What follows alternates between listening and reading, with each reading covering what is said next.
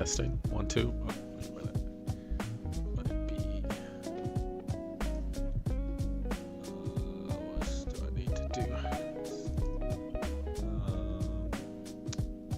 First of all, this needs to be like that. Yes. Test. 1, 2. Microphone check. Okay, cool. Hopefully that's good. Might need to turn it up a little more. Let's see. Testing. 1, 2. Oh. No, that's bad. 30. Testing. Oh. I can't do it that high. No, I can't.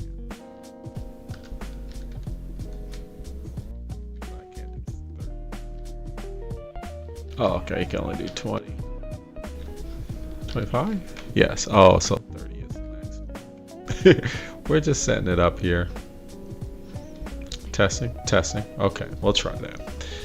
Okay, now let me go. I'll be right there. Let me go feed my doggy. I'll be right there. So.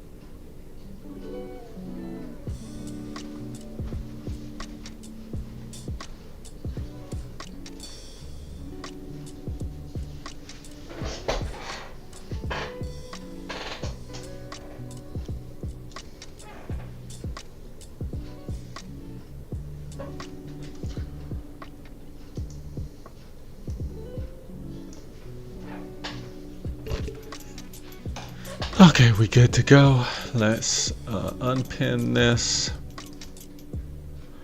and I will say, please let me know if there is lag. Please. There are audio issues or lag. And I'll pin that.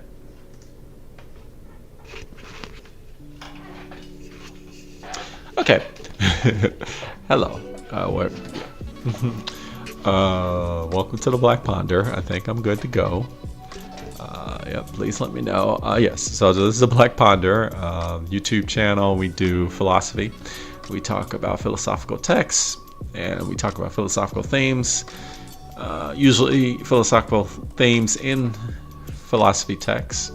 But sometimes we do our live stream, and then when we do a live stream, it's more loosey-goosey, more free form. We just talk about just general topics, and with the philosophical bent. And it's not like a lecture, or I'm not talking at you. It's more like a hangout, or we just chilling. Think of it like we out in a cafe or something, or on a backyard or a porch. It's very, I do those thumbnails, those royalty-free thumbnails, or not even. I mean, they're just free pics. And that's what the type of vibe I'm trying to give here. So yeah. So how's it going? I have one person in the chat. I see Lionel Daniel says, "Hey, how's it going? I haven't been on your YouTube page for some time. It's good to be back." Okay, great, cool. Yeah, it's good to see you. And then you say, "I see that you are talking about rereading philosophy, one of my favorite subjects." Really? Well, that's cool. Yeah, we gotta talk about that. So that's what we gotta talk about. So let me read my description that I have for the video. I say, let's hang out and talk about philosophy. So first of all, let me get a little bit more comfortable. I'm trying to use this microphone because I actually was listening back to it, and it's actually very good quality. I was just kind of surprised how good quality that microphone is. I'm like, damn. So, my daughter gave me this microphone to use, and I'm like, shit, I'll use this.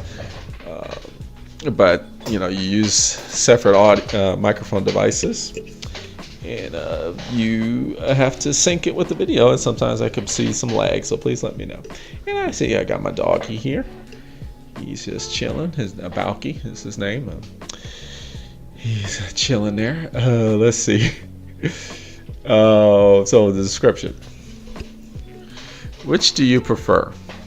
Quantity or quality? Which do you prefer? Although society teaches us quality is more important. That's what we're taught, right? Quality above quantity.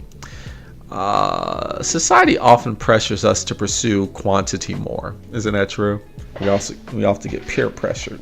Got to have many things, or you got to do many stuff, rather than just focusing on a few things and just focusing on more the quality of those few things. Even though we were told different, do as I say, not what I do, type of thing. So, like most things in life, book reading is not just a hobby, but it's also a scene. What do I mean by that? The aesthetic of reading books has become just as important, if not more important, than the entertainment and education obtained from reading. So, we'll talk about that. How, like, book reading has become kind of this scene. I guess that's always been the case, right? Even back in the old school days, the Renaissance paintings, you see people kind of posing with their books looking smart, even with those old school paintings. So it's nothing new. Nowadays, you really see that with the whole, like, what they call that, academia. What is it called?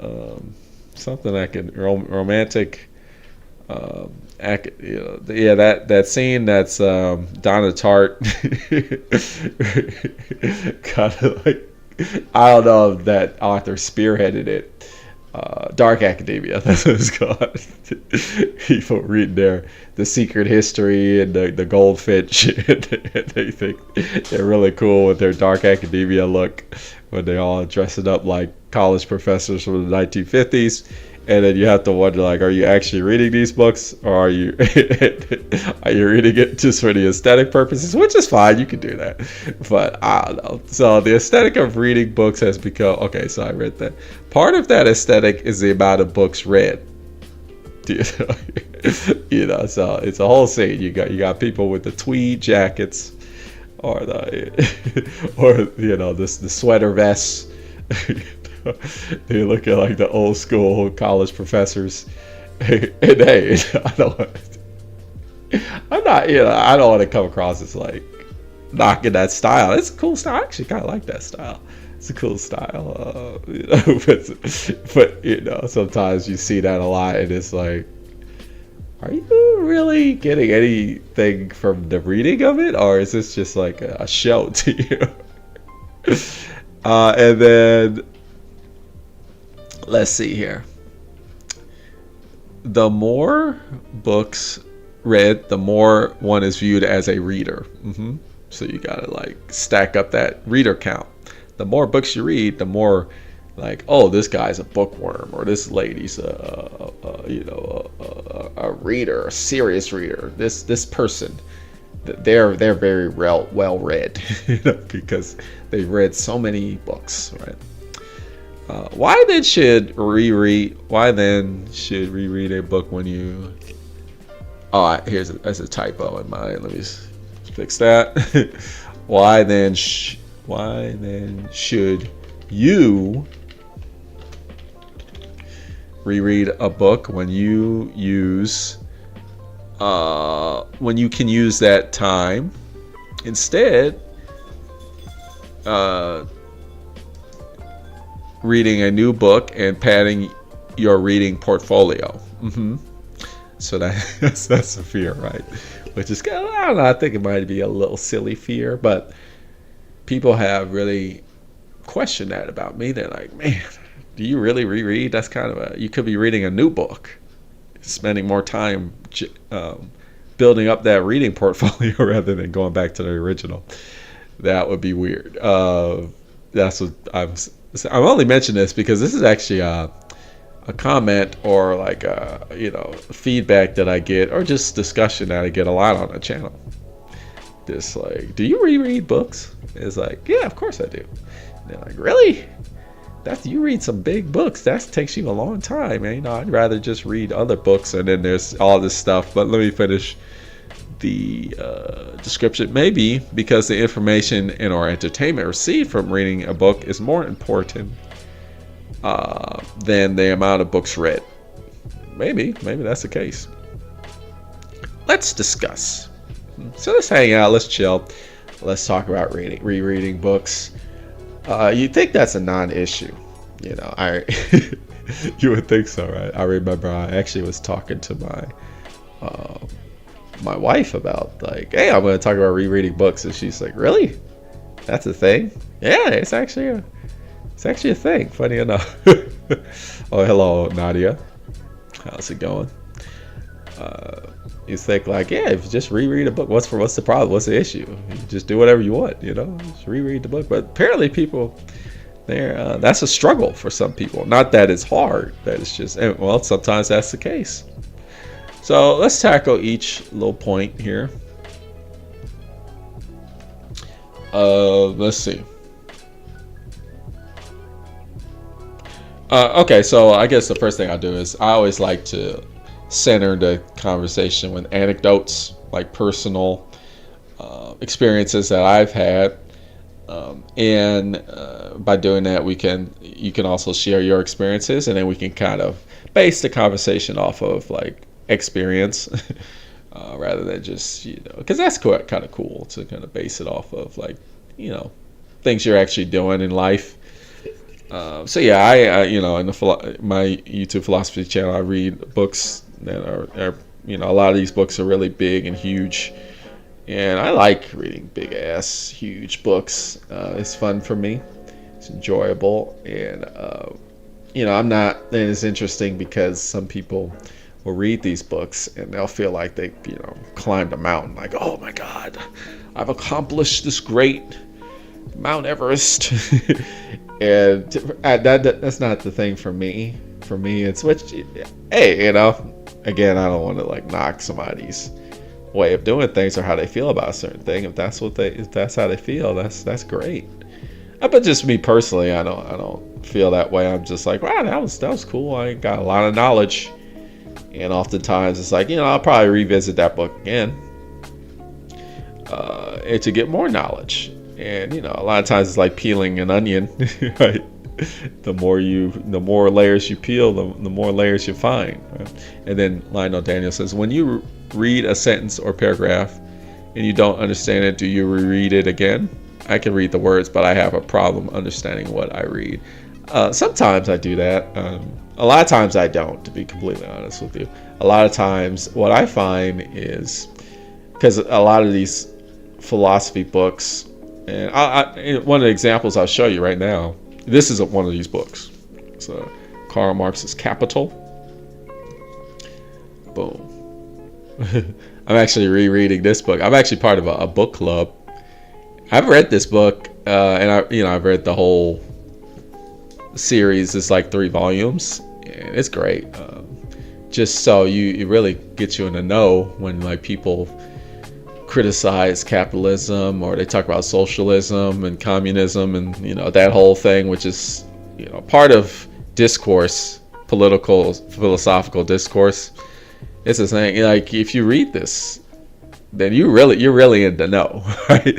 You're really in the, it's pretty cool to like understand where people are coming from. And a lot of times where people talk about communism, socialism, Marxism, they haven't even read the book Capital, so they kind of don't know exactly what they're talking about, or they kind of have this vague, they might have watched like a summary on YouTube or a Spark Notes or something like that. Maybe they've seen my video, which is, I would recommend that.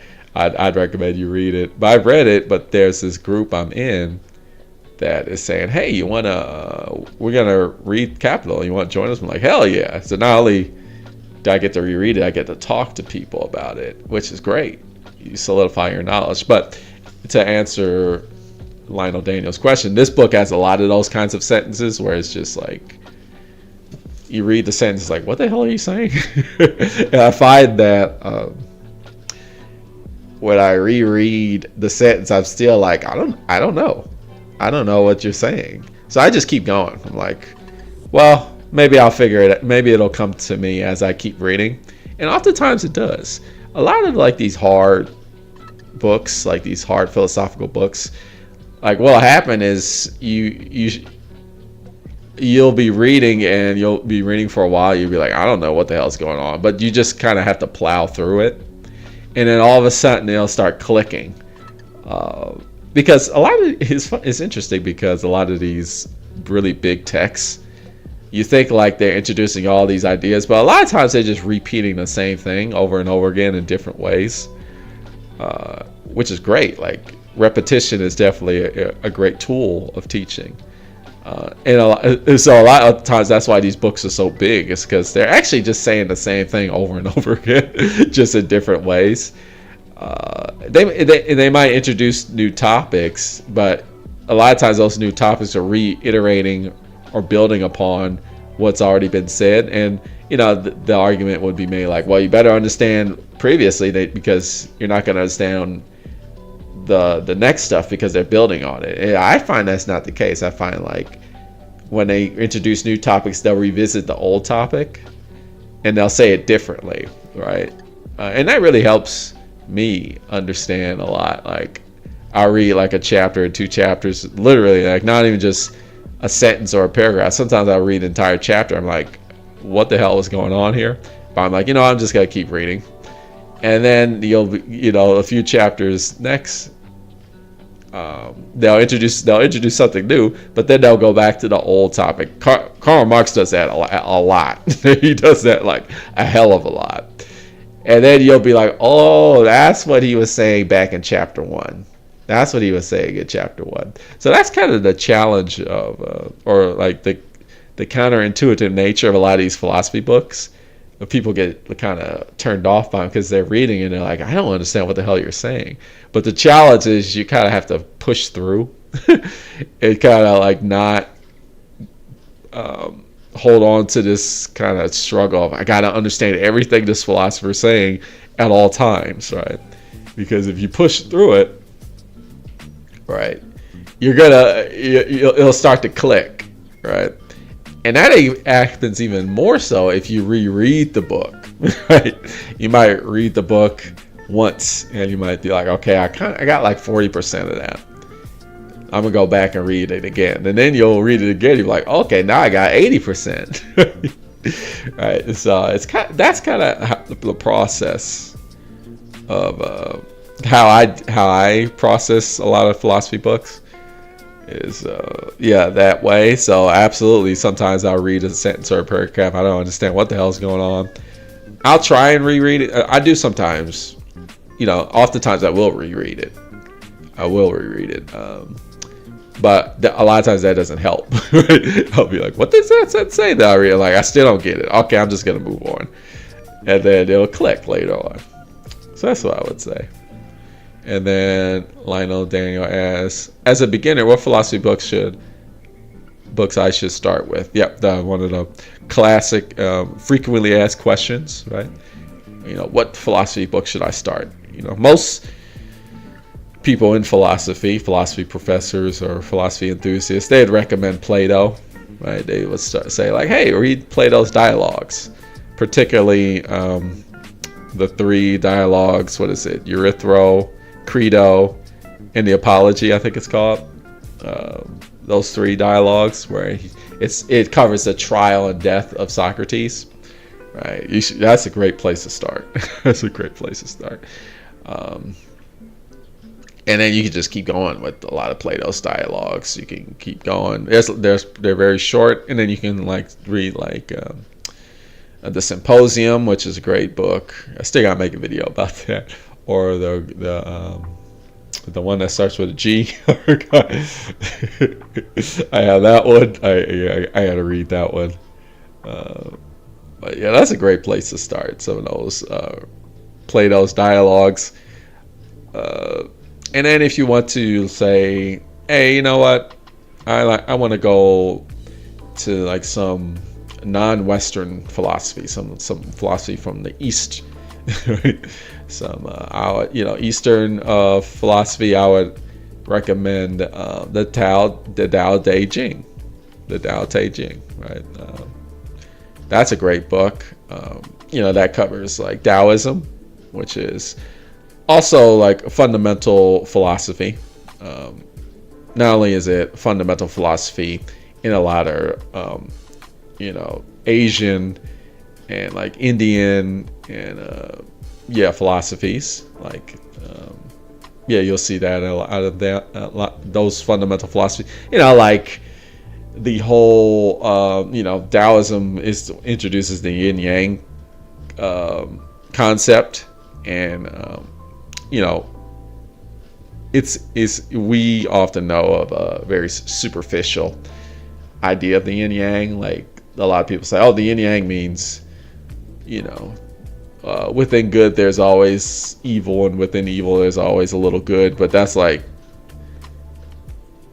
very it's not even, that's actually not what I mean, you could apply that from the yin yang, but that's actually not it's more comprehensive than that, or more general, right? Or some people will say it represents a duality, and it's even more expansive than that. And the Tao Te Ching talks about that. So if you're into a lot of those old school martial arts films where they get into that kind of philosophy, and you read the Tao Te Ching, you'll be like, oh, okay, now I know what you're talking about. And it's interesting because a lot of Western movies and films and media, like The Matrix, for instance, The Matrix is steeped into that old school Taoist philosophy. So you get a lot of Easter eggs, and the Tao Te Ching is very short, so that would be another one I would recommend. It's very short, and then Lionel Daniel asks, what Plato dialogue describes the Socratic method? I think that's is it the Credo? I think. It's it's literally the dialogue. Let me look it up. It's a dialogue that gets him in trouble. It's Plato's dialogue that describes Socrates is doing the Socratic method. And he's really annoying people, and he's annoying people who are in charge, who have a lot of power, and that's what gets him in legal problems where he has to go on trial and stuff. Let me see, the trial and death of Socrates. Which one does that encompass? Which ones they do? Because I forget. Is it the Phaedo?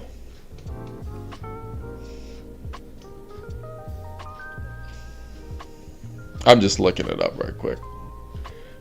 But yeah, it was definitely usually it's it's a book that you can buy. called The Trial and Death of Socrates. It's met several editions, and it has like 3 or 4 dialogue of Plato's dialogues in them. I'm just trying to see if I can find a specific one. And you don't have to buy it. I mean, I'm pretty sure they're all free. Yeah. Euthyphro. That's a good one, where he's applying the Socratic method. Excuse me for the. Yeah, basically all of these. He's applying the Socratic method. So Euthyphro, the Apology, Credo, and they show him calling the argument, and then the Phaedo. Yeah, those are the 4. Check those out.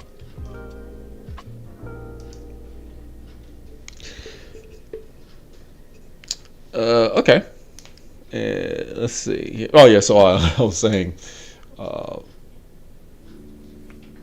Yeah. So I was saying I'm in the book club, and they're like, we got to read through Capital Volume 1, 2, and 3. I'm like, hell yeah, I reread that. Huge books. I think this, volume. Oh yeah, it's over 1,000 pages, and then that's just volume 1, right? And you might say, I don't want to reread that. That's a lot, man. But listen, this is what's cool about it, right? And this is what gives you a lot of it's knowledge is power, right? Because there's so many people on the internet and in real life, or you meet online and you meet in person. There's these people who are they're always talking about we should go the way of socialism. Socialism is very important. And then you got the people who are anti-socialists. They're capitalism is it provides free markets, and these people who are diehard, we should give rights to the markets. They should, corporations should have rights. And capitalism, trickle-down economics always wins, and in socialism, capitalism creates competition, healthy competition, and all that. You'll see these back and forth arguments between these two, and you'll just be you'll be in the know. You'll be in the know because even you look at network news television, like Fox News, that always attacks socialism, and it's these socialist countries, they're so far behind, or it's just what's discussed in the Capitol is it's discussed in modern media all the time, right? The problem is people who are talking about it in modern media don't really understand what socialism actually is. And a lot of times they don't really even understand what capitalism is, right? So you could just be watching that stuff, and you could be okay, I know you're kind of BSing me. You could be, and then you can even quote you'd be well, Marx said this is no, actually that's not what Marx said. And so you can really know what's up. And a lot of people who are into socialism, they'll get stuff wrong. They'll be if socialism this is actually that's not what socialism is defined by Marx, right? If you want to go into what Marx said, this is what he said, right? And so that that's a good reason why you should reread.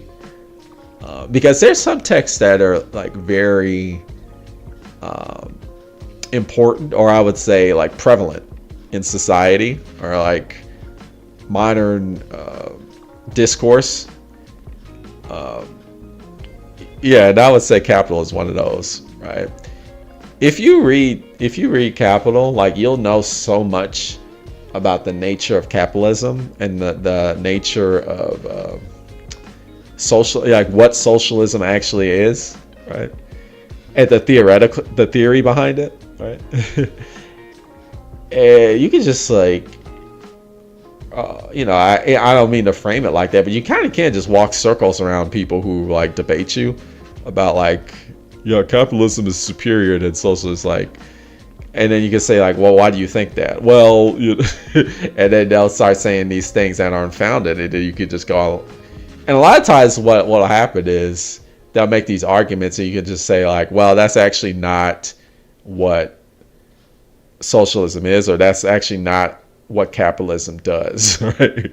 Like you're saying, you're making your arguments are based off of false information or false premises, right? And that's pretty powerful. That's pretty powerful. And I just say that because,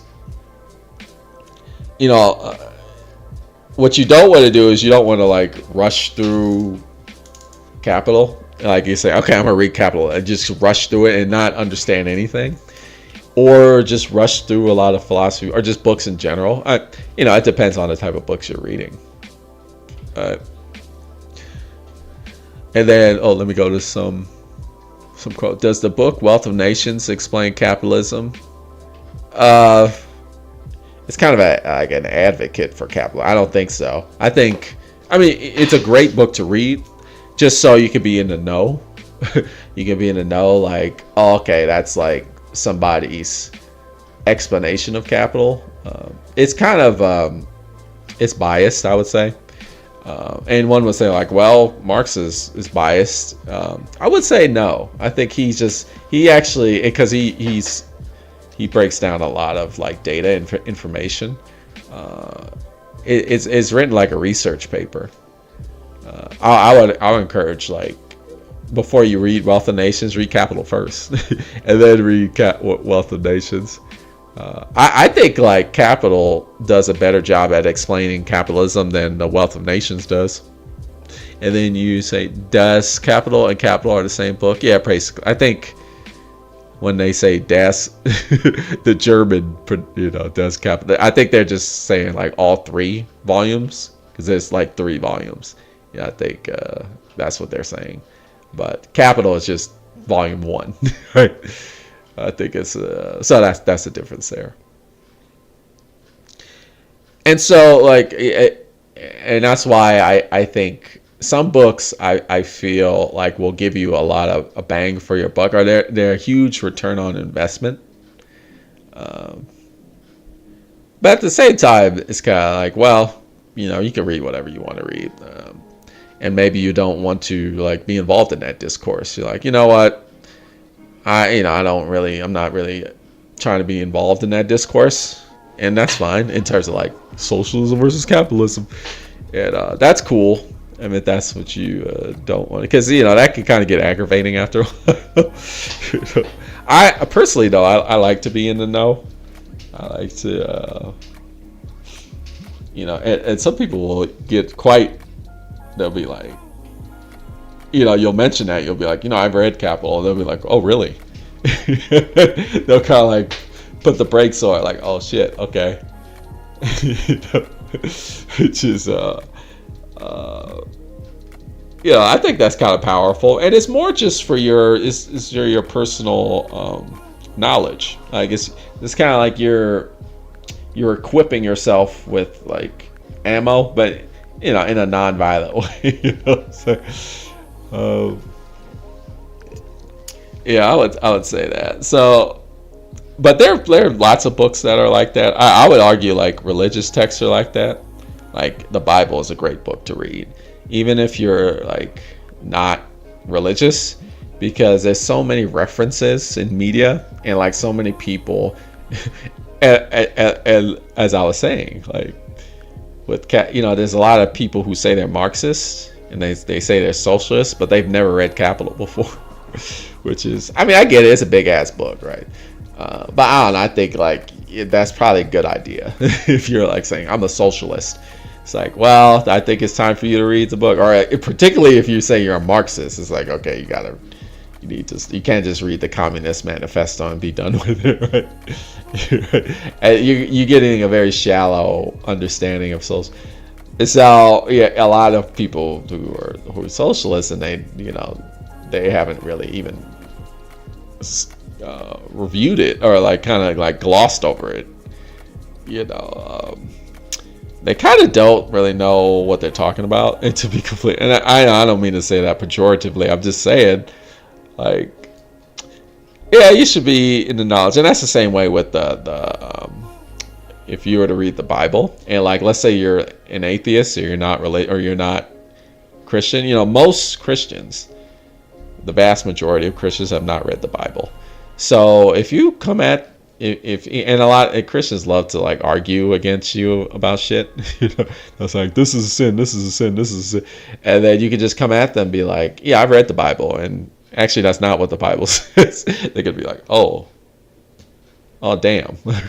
I've experienced that myself, where people will cite like, yeah, you shouldn't do this because the Bible says, like, actually no, that's not what the Bible says. Or like, well, yeah, it's saying that, but it's not saying that in a way that you're interpreting it. You know? They'll be taken aback because they've never, like, the thing is, like, because they've never read it, they're just like, oh shit, you know, you kind of got me. So, you know, and that's just like you're equipping your knowledge. You know, you're preparing yourself. You know.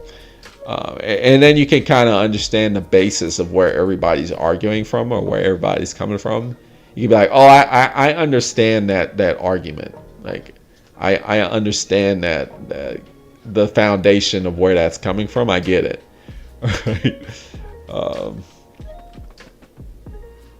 That would be, you know, that would be another book that I would encourage you to, you know, you can read and reread.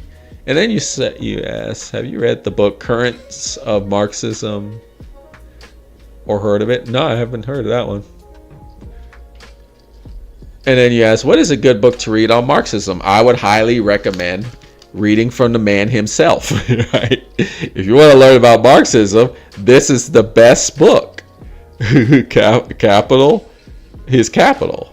Like that's the single best book. Is to read that. If you want to learn about Marxism, there you go. You know, volume 1, 2, and 3, right?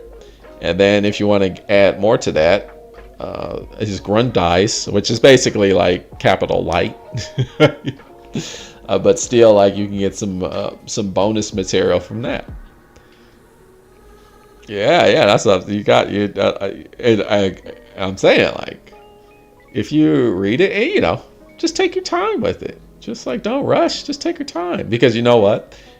You're already in the win. If you read like chapter 1, you're already way ahead of most people who either criticize socialism or Marxism, or are even people who are for socialism. I think you're way ahead of the game, right? Just read chapter 1, but you know, just that's what I would say. Like, encourage you. Like, this is a big book. I'm like, well, just read to chapter 2. And then even if you read up to chapter 2, you're like, damn, I have more knowledge now than most people who are into socialism. And it can just keep going from there. That's all I'm saying.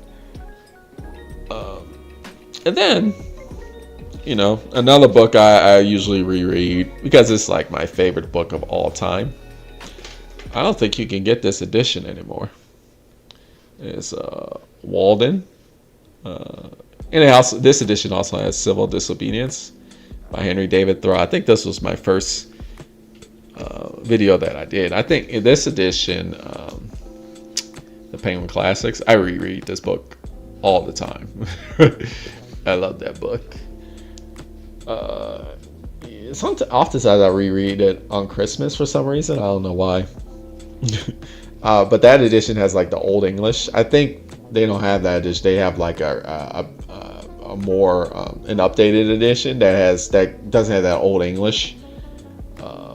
But I love the Old English because it just, you know, it's nostalgia or something. It was like the first book. It was assigned reading, but in my college class, my philosophy 101 class, but it was just like a section. So I think you could just like, you're meant to just go to the library and like make a copy of the few pages that you read, and then you were just gonna read like a little section. But I was like, nah, I'm buying the book. I read that bad boy. You know, one of those books that changed my life. It's nothing wrong with rereading. It's a blast. But let me go back to some of my points here. Oh, let me save that. Okay. What do you prefer, quantity over quality? Oh yeah, so yeah, it's interesting. I think I talked about this in another video before about, this idea is the more books you read, the more you're considered well read, which is definitely not true. Because you can read a lot of books that are lousy, right? And then, what the hell does that even mean, well read? It's kind of meaningless, right? Oh, I'm well read. What does that mean? I've read these books. Which books? Right? I've read Plato and and William Shakespeare and and Charlotte Bronte, and all these, and that's fine. I like them all. But just because you've read these people, doesn't necessarily. I've read To the Lighthouse with what you call it.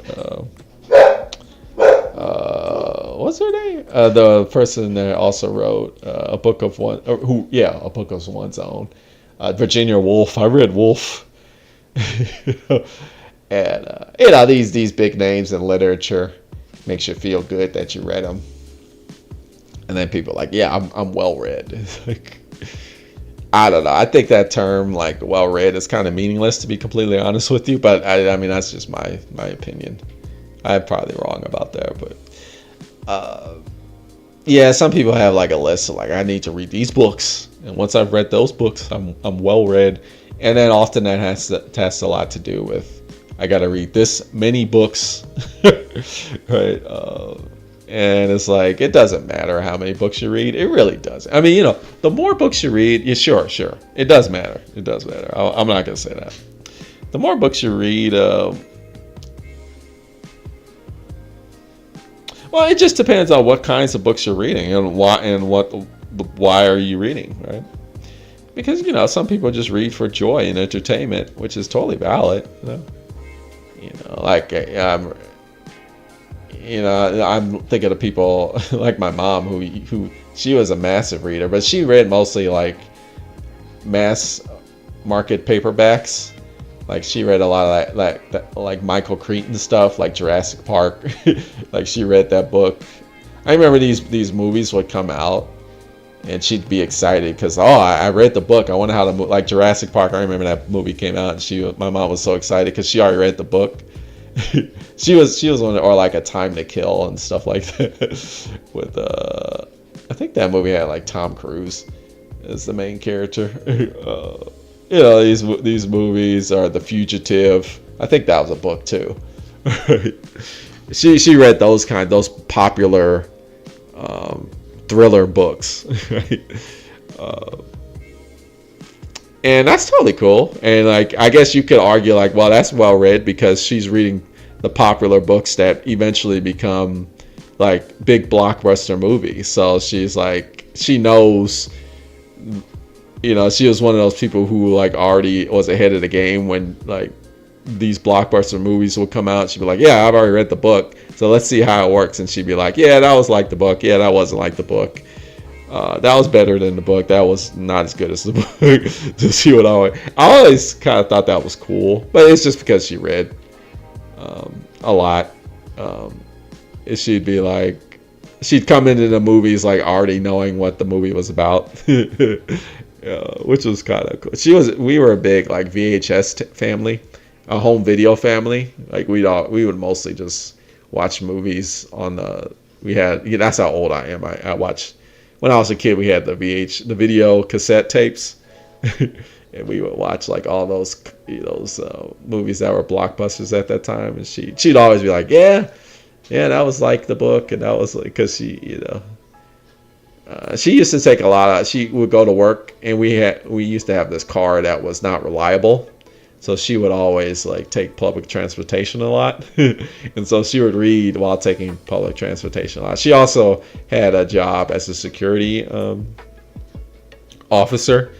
And she was a security. So she had one of those jobs where she would just stand in front of like a door, like for like 8 hours straight. So she would read a lot doing that. And she would always read those popular fictions. That was good. And you can say like that's well written. Like she never read like Shakespeare or like or like Macbeth or like the Bronte sisters stuff, or like that kind of the old classics like the Grapes of Wrath and things like that, or Hemingway. She didn't really read that kind of stuff, but she did read a lot of all those movies that came out in the 1990s. She read all those books. So is that well read? Yeah, I mean, in a way. But so there's various definitions of what well read means. Okay. So let me see these comments. Nadia says, I always go back to my favorite passages from books, but I don't often reread the whole book. I think for me, I am more intrigued by new books because I'm wanting to read new perspectives. Cool. I don't usually read pure philosophical texts, though. Okay, I need to change this to live chat because I might be missing. Okay, so let me make sure this is on live chat so I don't miss chats. I don't usually read pure philosophical texts, though. I usually read novels with important perspectives. I read a lot of memoirs and novels by indigenous authors. I also read nonfiction on different topics. Yeah. So the first thing you said was you go back and reading your favorite passages. I kind of do that with movies. Like a lot of times on YouTube, they'll actually have movie clips. And I'm like, I'm not trying to watching the whole movie. I'll just read the cool. I'll look at the cool fight scene or the cool scene in the movie. So I get that, but you're trying to just gain new perspectives, which is nice. So that falls into what you're saying about memoirs. You read a lot of memoirs. I like memoirs too, and I also read a lot of stuff that I don't feature on the channel because it's not philosophy, which is. I just read Elton John's memoir. It's called Me, I think. And I'm a huge Elton John fan. In terms of I like his music, which you would. I like a lot of that piano, the person on the piano singing while they're playing the piano. I like that style of music. And Elton John got a lot of that. And I was like, ooh, I wonder what his life, very interesting life, very interesting perspective. I read a lot of memoirs too. And then I'm really interested in people's lives and like rereading biographies, autobiographies, especially in memoirs. Yeah. I like memoirs too, and biographies and autobiographies. Yep. Those are always cool. And then Azure Nimbus says, hello everyone, hello. Malcolm X, Jay Dilla, James Baldwin, Billy Ray Belcourt. Cool. I remember reading, we had the autobiography of Malcolm X. We were assigned that in school. It was required reading, which was very impressive. Very impressive. That was assigned reading. And that was another book that was life-changing for me. I read that book and I was like, whoa. There was two parts that really got to me, like in the autobiography of Malcolm X. One was when he was in prison and he dictated, like he read the whole dictionary and he like wrote it down, I think. And that whole thing where he had to like move, he snuck and did it, so he had to like move where the little sliver of light was that kept moving around, and he like dictated. I thought that was really, I was really moved by that. I was like, damn. That's pretty awesome. And he learned how to read by doing that, which was pretty cool. And then like later on, the other part was when he went to Mecca and he had that whole like all white people are the devil. But then he went to Mecca and he saw these white people who were Muslim, and then he was like, oh, okay, I need to change my tune about that. That was a cool part too. What are your thoughts on Moby Dick? I have to make a video about Moby Dick. I just started reading it. It's a lot more philosophical than I thought it would be. Eventually, I am gonna make a video on the Moby Dick. I have the Penguin Classic. It's on the shelf somewhere. I'd pull it by, why get up? But yeah, it has some deep philosophy too. Apparently, like I was listening to. It was some interview or somebody talking about Moby Dick, and it was about the from my understanding, the author, the person who wrote, he was gay. I think he was gay, or he had he was closeted gay. I think from what I hear, and so a lot of the Moby Dick book is his him venting his his true self, but he can't be, it's one of those classic things. Unfortunately, we live in a world where people can't truly express themselves, and so as Moby Dick is kind of that his self-expression, trying to express who he is because he can't do it in real society. So you see a lot of that in Moby Dick, which is very fascinating if you read the book with that understanding, that context. That's a cool, interesting thing, right? That's cool with rereading a book. Maybe you've read the book and you didn't know that, and then now you know that and you reread it, right? Knowing that context, that kind of gives you a whole new perspective on the book. And then like Nadia was saying, is very interesting. People's lives are very interesting. I feel that too. Truth is so much stranger than fiction. I almost feel like everybody's life would be a very interesting movie. Every time I get to know anybody, there's not one person I've ever met in my life that I feel like if they made a movie out of your life, it would be very interesting. I've never met anybody personally where you couldn't make a movie out of their life and it not be interesting. It's interesting because it's oh, we have such boring lives. No, I don't think so. I have yet to meet somebody, even people who say they have mundane lives, they'll share something with me and I'll be like, wow, that's very, very fascinating. That's really interesting. You can make a movie, everybody's autobiography, I feel, would be quite interesting, But yeah. Let me see any other topics that I wanted to cover here, book reading. Yeah, so we talked before about sometimes book reading cannot a scene. And that's cool. Some people are they identify as a reader, and that's there's nothing wrong with that. But I think sometimes people will take it too far, where they put the visual, the aesthetic, over actual enjoying or learning from the content of the what you're reading.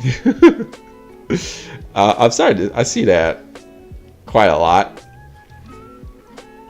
and so I think that's part of the whole why people, a lot of is a huge contributing factor to why people are afraid to reread, because they're well, rereading is not part of the aesthetic. It's I always find that funny. I feel guilty though. I feel there's a whole dark academia thing. I just find that so hilarious. But I think it's pretty cool to. I just find it funny. I'm sorry, but I don't want to be judgmental about it. Because if that's who if that's who you really want to wrap your identity around, that's fine. But like the dressing, the carrying around. It was that show called Gilmore Girls, and you have the daughter. I've actually never watched that show, but a lot of people I know who are into. I know people. I have personal relationships with people who like highly identify as a reader. They're like, it's part of their whole like identity, right? And they're like, yeah, I love Gilmore Girls because I just like being like Rory. Yeah, that's the character, Rory, because apparently that character studies a lot, and they are always walking around with a book, making sure everybody sees it. Yes, I have books.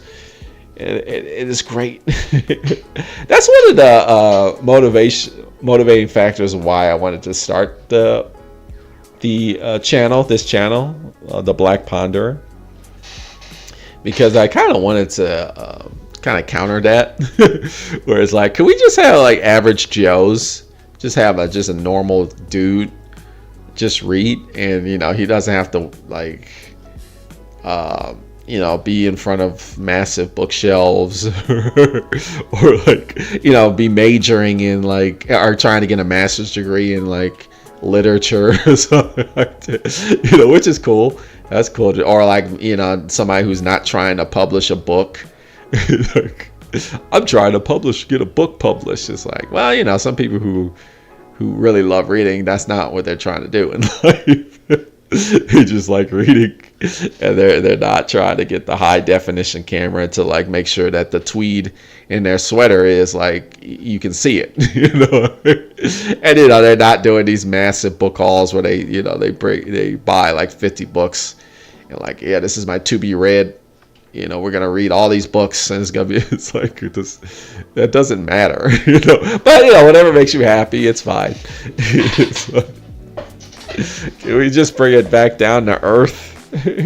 I've tried to represent like people like my mama who read like all the time, but she wasn't like that. she just read books, she didn't walk around with her. But let me stop. Stop thinking about it. But yeah, and it's funny because I made the Black Ponder and people would criticize me, which is, I was expecting that, and I actually wanted it. I wanted people like, yeah, you don't look like a typical booktuber. Like, where's your stack of books, man? Where's your? You need to. What? Can you get an Oxford shirt? Where's your button-up shirt? Or what do you make? You have a PhD degree, right? It's like, what the fuck is wrong with these people? Now I just like to read. Anyway, I see some chats here. And then I saw someone walking their dog while reading a book on a busy street in Toronto, and I was thinking, that's got to be for sure. Right? Yeah, I mean, I'm not, you can. I don't mean to judge, but you can kind of tell, right? You can tell when somebody's authentically like, look, I just like wearing tweed jackets. Which, hey, I'm down. I like wearing pencil skirts and looking like a librarian. Which, when you do it, you can kind of tell when people are doing it just for show. And those are usually people who are like, yeah, if I read 100 books this year, and it's like, it's those people, right? I've read 150 books this year. It's like, and what does that have to do with the price of tea in China? Like, what does that have to do with anything? That means I'm a good reader. Not necessarily, not if half the books you read were garbage. Or like you can barely remember like half the books you read. What did I read again? Let me check my Goodreads account to check to see. This is crazy. They were constantly looking up to make sure they don't run into a multitude of obstacles. It's funny because they have audiobooks, right? They have, some people don't believe audiobooks are actual reading. Like, that's not actually reading. When you listen to an audiobook, that's listening. That doesn't fit into the aesthetic. That's what I'm talking about. But yeah, so I would say, like, don't let those people mess up. If you want to reread a book, but and then like what Nadia's saying, if like Nadia said, like, look, I just read my favorite passages, and you know, off the reread books. And you're just wanting to read from new perspectives, and that's totally cool. That's totally cool. You know, but I would say, because some people have reservate, you know, they kind of hesitate. They're like, man, should I reread? Like, hell yeah, you should reread. Yeah, but I'm not gonna get my book count up. It's like, who gives it? Like, what does that have to do? Well, I'm missing out. No, you're not. You got all the time in the world. You can read whatever the hell you want. And like I've said, some books you can read many times, and you'll always get something new, like Capital, for instance. But that's just one example, right? There's so many books that you can reread, and it's like reading it over, a new book, pretty much. And let's see if I have anything else here. The aesthetic of reread. Part of the more books you read, the more. Yeah. When just seeing, you can use that time to say yes, maybe because the information. Okay. So I basically covered all my topics here, my points. So that's cool. And then Azure says, do you listen to audiobooks sometimes? Actually, I'm not an audiobook person. But I'm definitely not against audiobooks. And I do consider listening to an audiobook, that to me, that's reading. That's reading. It's the same thing. But yeah, I just prefer reading on a page. I just prefer that. I just don't like it. It's just a personal preference of mine. And I know some people be like, yeah, but you can read faster. I'm like, I don't care about reading faster. Like, what does that have to do? What does that have to do with anything? I just want to get the information, you know. But you can get the information quicker. It's like, and you know, not. And if that's important to you, then that's cool for you. But I don't care about reading fast or reading huge amounts. Like, that's not really a thing that I care about. I'm okay with just spending time, because I'm actually a slow reader too. I read very slowly, and I think that's an advantage in some ways, because then I'm able to like process the information better. Like, I can remember it more. So when I read a book, I really, you know, the memory is really vivid in my mind because I'm slow, which I prefer. I prefer that. I'm not a big audiobook person, but it was helpful when I was working in the warehouse of Canada Post. Yeah. Or mail company here, and the manager told me I couldn't listen to anything on the job, but I did the same thing. But I listen to music. I love listening to music. You know, it's interesting. Like, they make, because I worked at a warehouse too, and you know, oftentimes in a warehouse you're required to wear hearing protection, and they make headphones, like audio headphones that look like hearing protection. Did you know that? Did you know, like those little squeegees you could put in your ear? Like, they make headphones like that. You know? And I bought those. So they look like hearing protection, but they're headphones, right? But I would listen to music. That's how I got around that. The problem is those earphones, they're not. They easily break. Unfortunately, that was the only thing. It's like they break down very easily, which is too bad.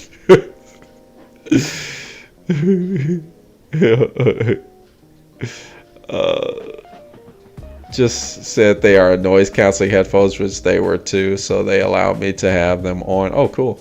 But Siki was listening to books and music. Okay. I needed those headphones that look like ear protection. But like, that's cool. mine's passed. Yeah, you were not allowed to listen. And you know, actually, honestly, that was probably for the best because it's safety. Yeah, I worked where like it's kind of a dangerous, like you need to be able to hear. But I mean, you know, you live life dangerously. I just didn't give a fuck. I was like, you know, I can't just keep working like for 7-8 hours just at a warehouse listening to nothing. I gotta have something. So I did that.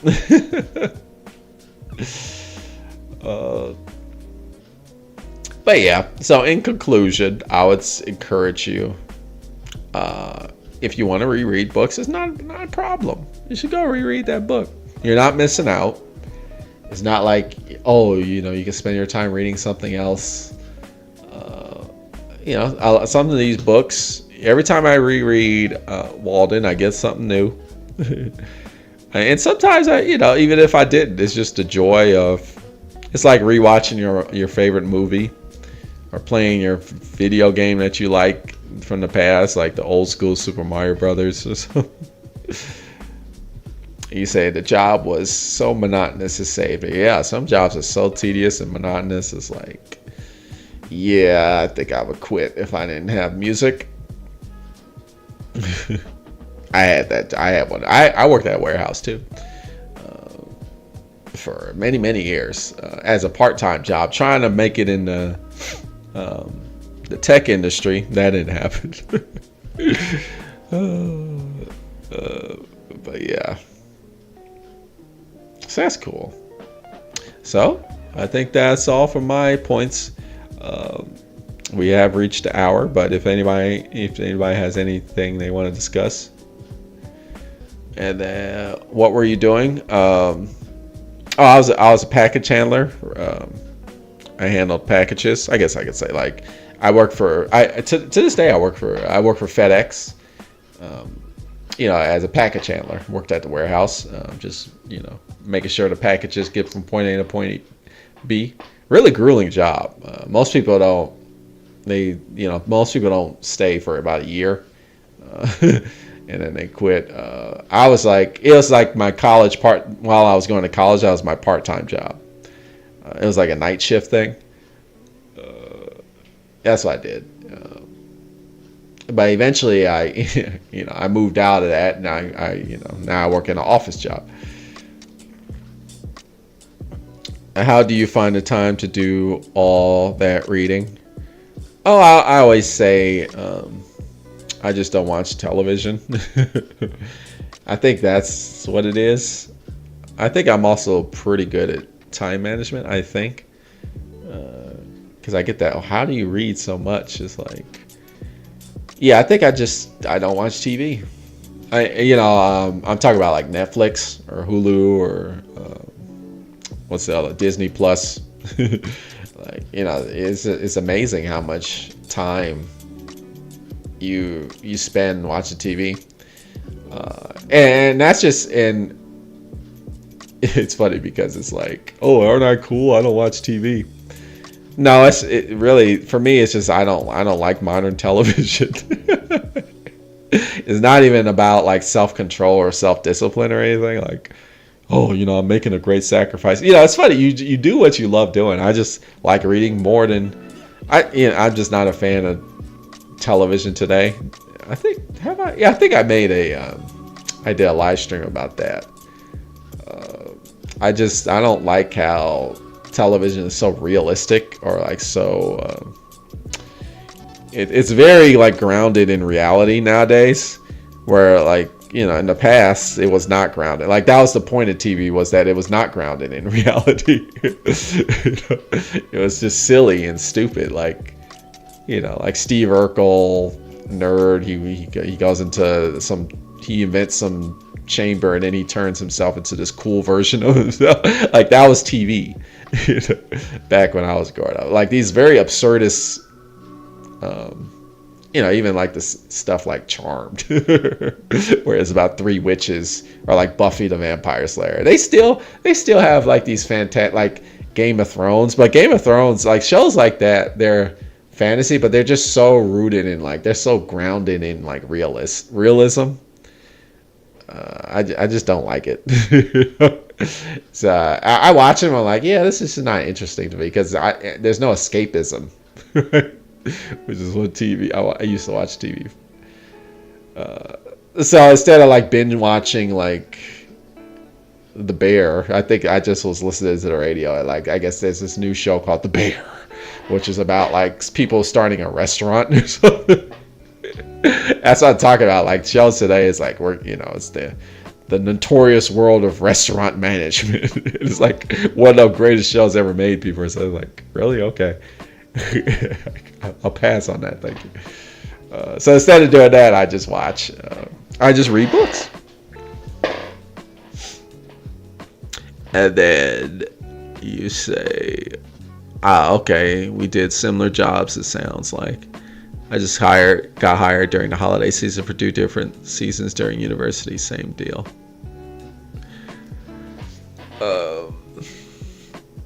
Yeah, I remember that. Doing FedEx calls it peak season, where you just like work your ass off for like hours and hours because the holiday, everybody's buying packages.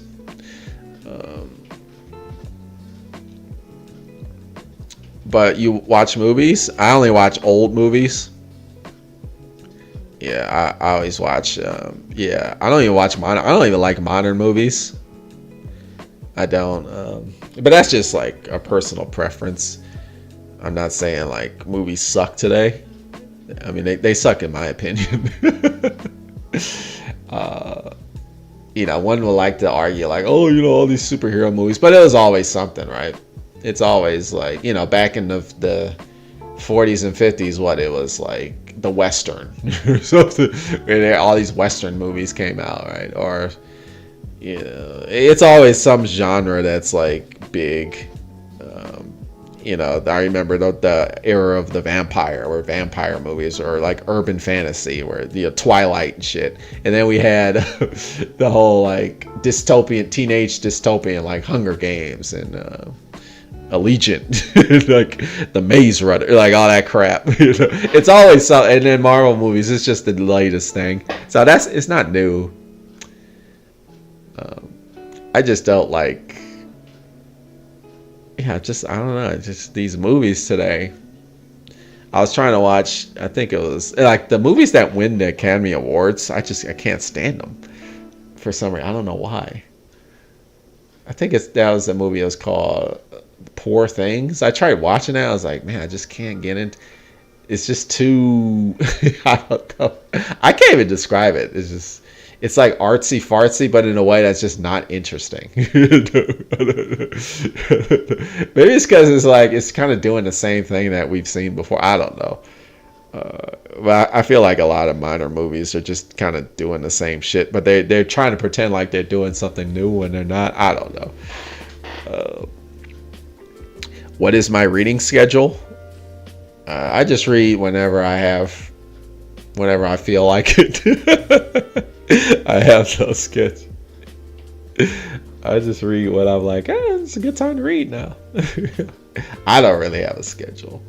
I try and do like for some reason I just got into Tuesdays and Thursdays. I try to read more because I have several projects. I have like projects in my life that are like kind of my own little projects. And so I like to dedicate days to those projects, like personal stuff. Like one of them is like this YouTube channel, and then another another project of mine is I'm working on this video game because that's what was my dream. I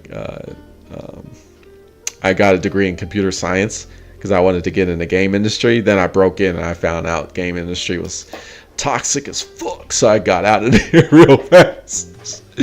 But I still like make games for my own personal enjoyment, so I do that.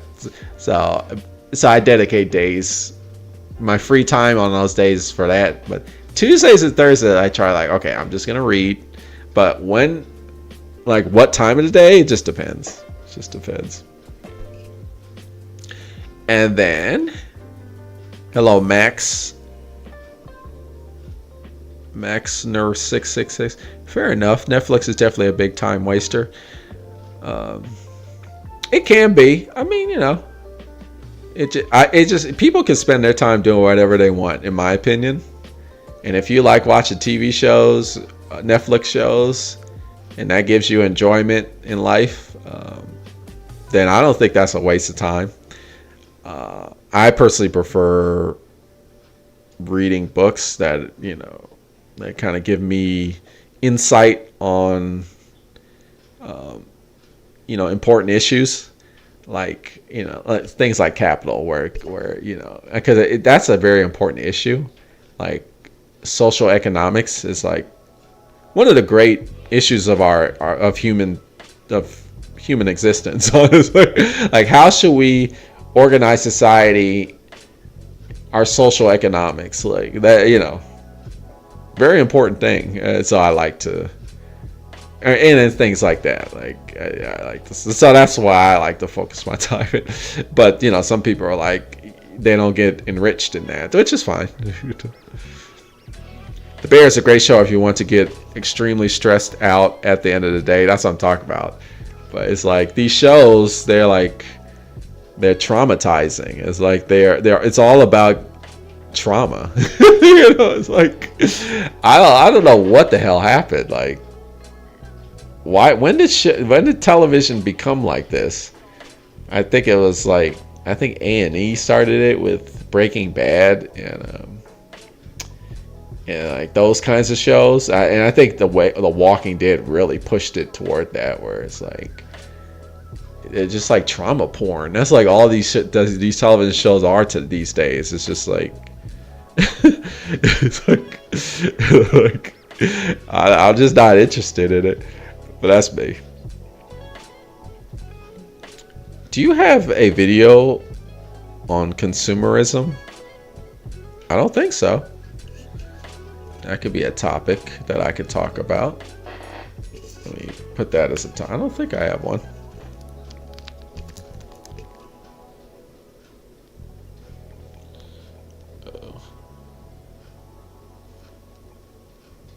Okay, we'll do. Okay.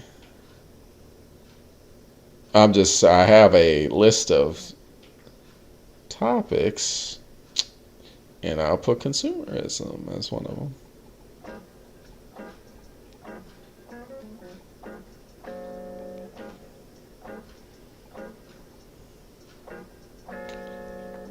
That's a good idea. You have you have one on artificial scarcity? Yeah, I do. I do have that one. That I do have. Do you get distracted while reading? Not really. I like reading when there's a lot of noise. I used to go to bars to read, which is funny. That's back when I was a night owl, which that's like my natural biological clock, or my circadian clock, whatever they call it. I'm most active in the night hours. I'm not really a morning person. And I used to take my philosophy book, and go to like a night lounge or like a club or something, and get like a nice alcoholic beverage and sit down at the bar and just read for like 3 or 4 hours. And people would be like, "What are you doing, man?" And I'm like, "Bro, leave me alone. Don't you see how I'm reading?"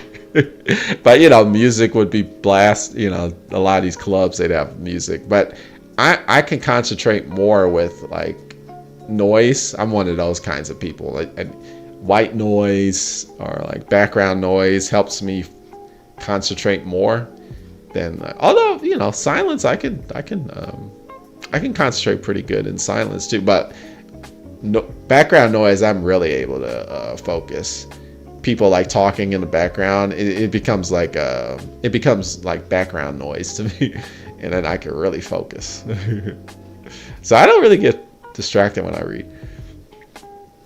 Do you write? Would be interested in writing one day. So I plan on writing a philosophy book. I have an idea. I have ideas, But I think I need to read a bit more philosophy first to get my ideas organized. That's why I have this blog site. Every time my video ends, I have this old ass blog site, the blackponderer.wordpress.com. And I haven't posted it in like, probably a decade or so. But that site is going to be the home of my book that I want to have for free online. I definitely that's my vision. Like I want the book, I want to write a philosophy book and I want it to be free. But I do want to I also want to have a print version that I can, sell to people if they want that. That'll be cool, because it'll be cool to have a print version. But I also want free access, so that's why I started that blog site. Because eventually I'm going to use that as a house for my book. What game engine do you use? I use RPG Maker because I'm really into the old school turn-based RPGs. I'm really into that, and in RPG Maker you can it's like a WYSIWYG, there's a version where you can just use the tools that it gives you, but also you can open up the engine and you can recode it. It's written in this language called Ruby, and so you can literally like many game engines. I think RPG Maker is pretty cool that you could you see if you buy it on the PC, they'll just give you all the code, and you can just rewrite anything, whatever you want, as long as you buy it. So you can really manipulate it any way you want. If you know the Ruby language, which I do. It's not even that difficult of a language to learn. So that's the one I use. And then Max says, I appreciate your content. Cool. And then Nadia says, that's so interesting that you enjoy the environment to read. I am complete opposite. If two convos are happening around me at a dinner table, I can't concentrate. Yeah, it's just how I'm wired, I guess. The more noise I have, the more ability I am to focus. What is your philosophy book going to be about? I have two topics, which might lead to a third one. I'm not sure. The first one is it's going to be a work on phenomenology. I think it's going to be. We'll see. We'll see what happens. I want to talk about reality, the nature of reality. I feel like reality is a kind of metaphysical force.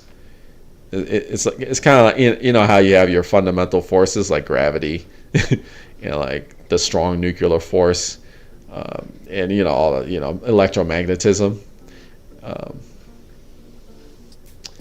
I think I gotta kind of think it through. I think reality,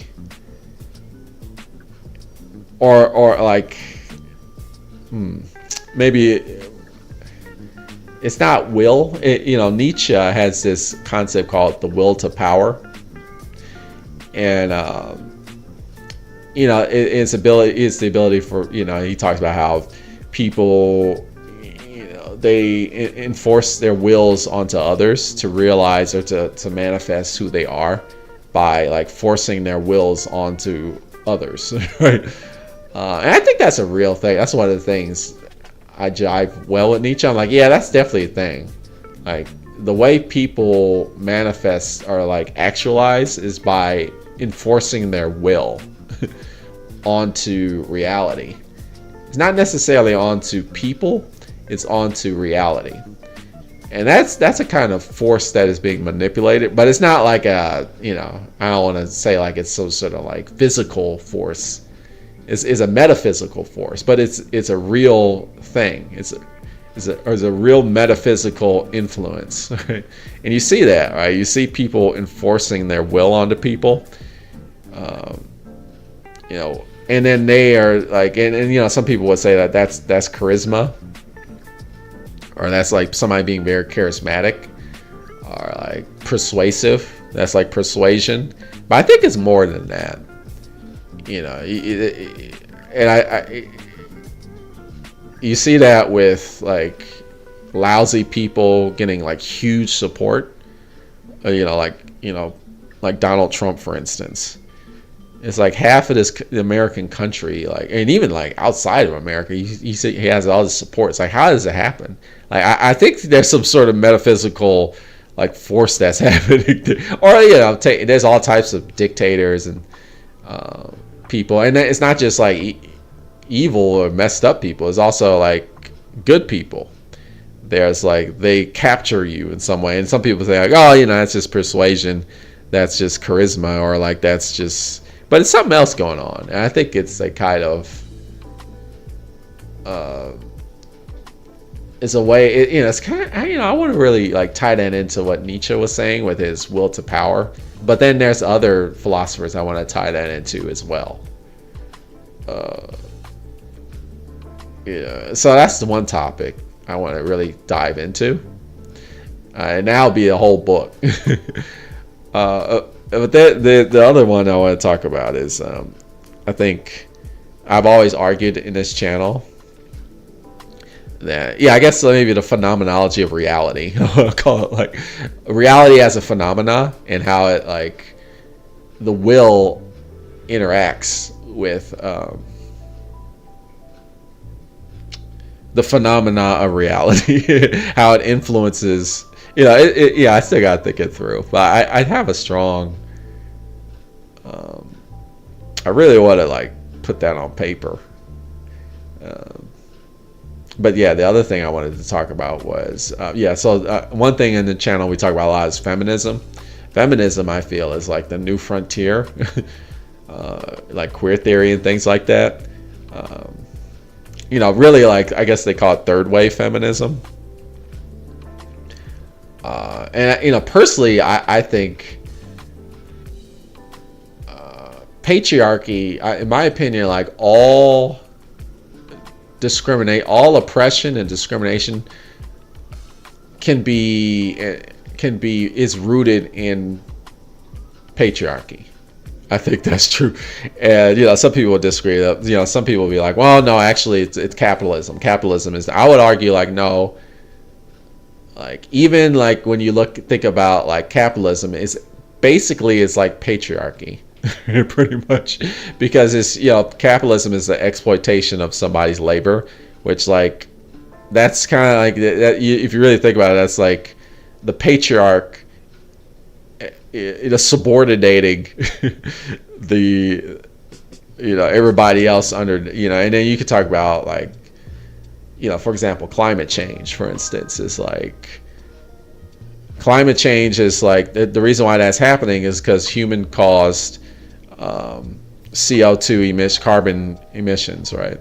And it's because of our understanding or our viewpoint of Mother Nature. The nature, like we're exploiting nature essentially, and we even call it like Mother Nature or Mother Gaia. Like we feminize, the world. like planet Earth is feminized, and because like.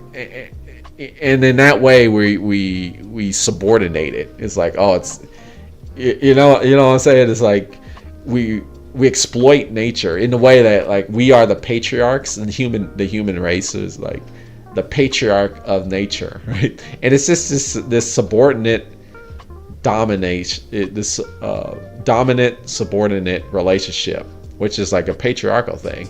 Some people will say like, well. I counter that, would be like, well, really what you're saying is like there's, what you have a problem with is domination, right? You have a problem with domination, which manifests as, but I think it's important to, you can't just say domination. It's kind of the same problem that I have an issue with people who just blame everything on capitalism, because it's like, well, it's more fundamental than that, right? And you got to be more thorough than that. Like, it's not just like, where does that come from? Like, where you got to be like, capitalism isn't the ultimate problem, right? Because these problems existed before capitalism. Like, it wasn't like before, like Yeah, but that's like kind of a different argument. It's not like before capitalism existed, everybody was living in a utopia. So, like, it was still bad, right? There was still lots of problems. Um, so you have to be very specific, like what's really going on. So, and that's why I like feminism, where it's like it really gets into like this is the ultimate. This specifically, this is how our tendency to dominate, to like subordinate things, like it's destroying us, right? It's this, this desire to be this patriarch, right? So I want to like call it something like feminism is a humanism. What is it? I think it was Sartre wrote a book called like Existentialism is a Humanism. I think that's what it's called. I want to write like feminism is a humanism or something, where it's like actually like feminism is describing the ultimate problem of humanity, right? Like that's why I'm very drawn to that subject, feminism, because I really do believe like once we solve the problem of patriarchy, that will in turn solve all other problems that we face. And I know that's far-fetched. Some people might be like, yeah, I don't know about that. That's why I want to write a book about that, to kind of break that down and be like, I think he's on to something. Anyway, that's my other idea. But I think I need to explore a few more philosophical concepts before I kind of get a solid foundation of where to start with those two. And then, wow, your idea of phenomenology is really interesting. I love to read your book. Do you have a convo about that on your YouTube? I'm looking now. Oh no, this is the first time I've thought of it. I've kind of said it out loud. I've been like mulling it over for a while. Yeah, I don't have any videos about these. But I think all of my videos are kind of are working. You can see the seeds of this idea throughout all of my videos. Right? So I guess like maybe my videos are like a preparation of those two books. I think I even had a third one, but that may or may not happen. It depends on how these two ideas kind of develop. And I love your ideas. Would read both books. Yeah, I think that'll be my next great project. That'll be after I finish my video game. We finished that video game of mine. What's your third idea? I don't think I got it. What was it? It was Phenomenology, reality, and then feminism.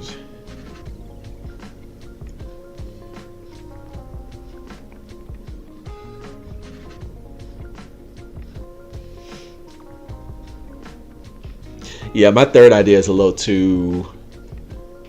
it's a bit too abstract. I don't even think I could explain it properly. I think I need a bit more time. I think I need a bit more time to like. It's just in my head. It's just so. Yeah, I can't really even describe it. Not that I don't want to. I just.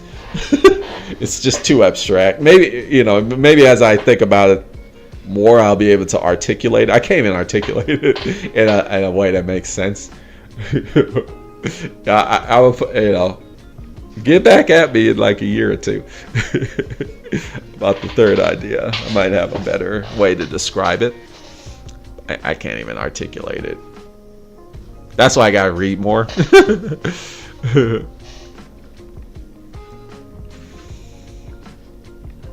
Do you have a good idea of how you would like society to be organized? Yeah, man. Yeah. I mean, it's unfortunately like how should society be organized? It's not rocket science, right? Unfortunately, it's just like stop being greedy. I mean, healthcare should be, a lot of socialism, right? That's how we should. I mean, we should organize society in a way where health is free. We should organize society where you don't have to pay for housing. Housing should be free. We should organize society in a way where education is absolutely free. Right? Food, water, shelter, these things are absolutely free. Right? That's a good start. Another thing we could organize is like, we can abolish police completely. Now we're getting controversial. I'm an abolitionist. Prisons should not exist anymore. That's how I'd organize society. If I ruled the world, If I ruled the world. Imagine that. Nas, baby. What else? Surveillance, that would be destroyed. Right? Our data being like constantly, taken and, recorded. That is gone. I mean, there's a lot of things. All right. But of course you're gonna have all those counter arguments where it's like, well, if you don't have police, how are you gonna make it safe? Or nothing in this world is free. You don't want to if you give everybody a free house, the markets will crash and blah blah blah blah blah blah blah. And we could talk about all those things, but that would be like several hours of talking, which I'm down for if people want to do that. Agree with everything you said. I'm so curious about your idea on phenomenology and why certain characters rule. I know, right? It's because they it's because they're able to manipulate this force, this metaphysical force. It's like how gravity is able to attract certain, and I mean, now I'm getting like kind of what they call it,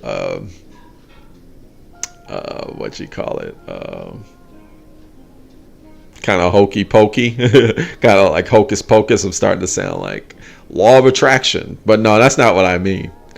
I need to kind of really think it through and I really need to, but I do see it as a kind of like metaphysical force, which is not so that where I want to make a clear distinction between physical force, because I'm not like trying to say like it's just as real as gravity or like electricity. Like I'm not saying all that. I'm not trying to be all hocus pocus about it. But there is something happening there. It's metaphysically that I can break down. I would like to break that down, but that would be lots of discussion and many pages of why characters rule. But I think I have a good starting point to work with. I'm glad Nietzsche. I would start it off with some Nietzschean philosophy. Nietzsche. That's why I disagree with Nietzsche a lot in many things. But will to power, I'm like, oh, okay, he was definitely on to something huge with the will to power, and I could definitely build on that. And then you say, do you ever get frustrated with how things are and get burnt out? Oh no, I don't get frustrated. Well, yeah, I get frustrated, but it's more motivated. All right, I get motivated. No, I don't get burned out. I just get I got to do something about this shit. That's what I'm about. I'm like, no, something has to happen. I feel like if I get burnt out, it's like it's like they win, and that ain't fucking happen. Like, no, you're not gonna beat me. I don't know. I guess it's like a pride thing. How things are currently is pretty. There's a lot of things that are really fucked up, but yeah, you ain't seeing me getting burnt out. That's the last thing you're gonna see, because then when I'm burnt out, you ain't gonna have to deal with me anymore. But you dealing with my ass. I'll tell you that right now. You dealing with me. when the going get tough, the tough get going. You know? That's my attitude. Do you feel like you are making? Absolutely. I feel like I'm making change. I would share. I've gotten some just on this YouTube channel alone. I've gotten so many comments, which a lot of them I won't share because some very personal stuff. But that right there is a lot of change right there. And then I also do a lot of activist work in my community, which I find definitely makes a lot of change. And I know because I see the change that's happening to people. And change don't got to be grand sweeping, or like you don't have to change the world, right? You could just change like one single person's life or a single person's day. I'm a firm believer in the ripple effect. You're just like a little ripple in the ocean, and that wave just keeps perpetuating. That's how change happens. It's like it's not one thing that makes a massive change. It's like a chain reaction of little things. That's how change works. And that makes me feel motivated.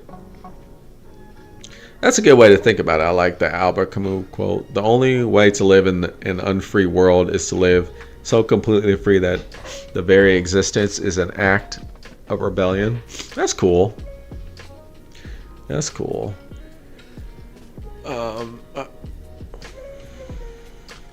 How did you get started? Okay, so we're going overtime. Let me turn on. It's getting dark. Let me turn on some lights.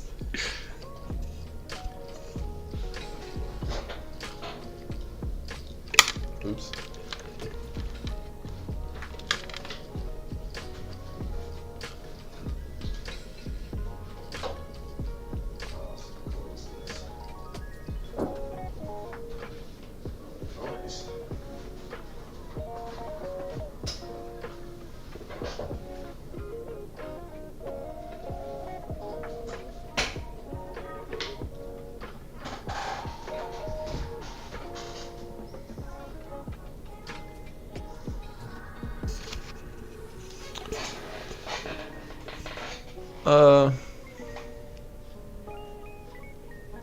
How did you get started in activism? Is your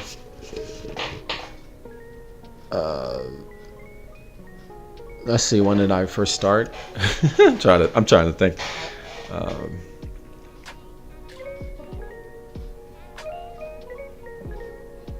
Yeah, I'm just trying to think. I think it really was my wife that really pushed me to really get into activism, and then she'd be like, "We should join groups." Activist girl. I'm like, "Yeah, sure, let's do it." And then they just slowly started joining these groups, and yeah, honestly, it's my wife that really got me into activism. To be completely honest with you, because before then I was pretty, I was kind of more on the internet, just like being a keyboard warrior activist, but my wife really motivated me to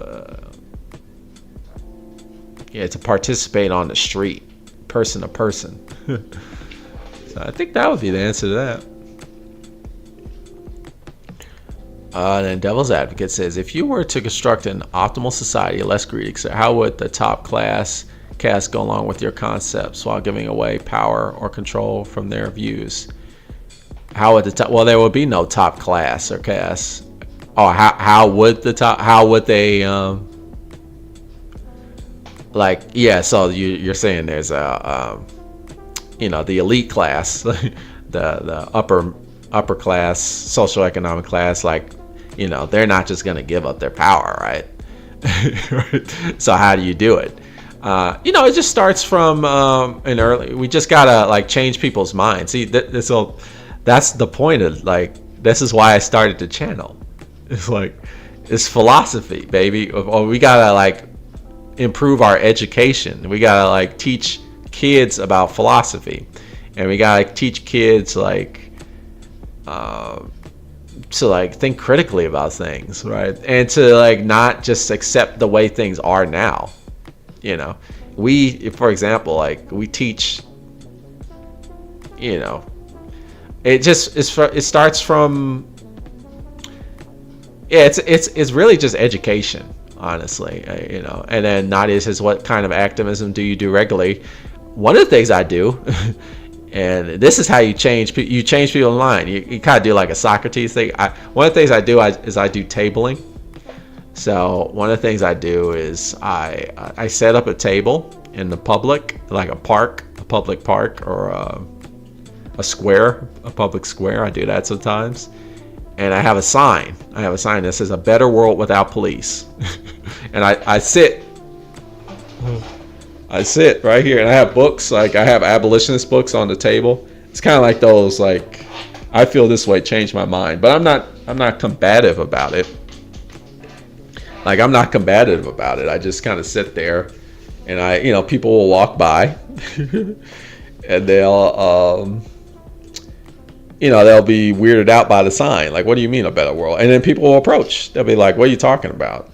And then there's my opportunity to be like, yeah, I think we should live in a world where there are no police. And like, well, what do you mean? Like, no police? Like, and some people, they've never even considered that possibility before.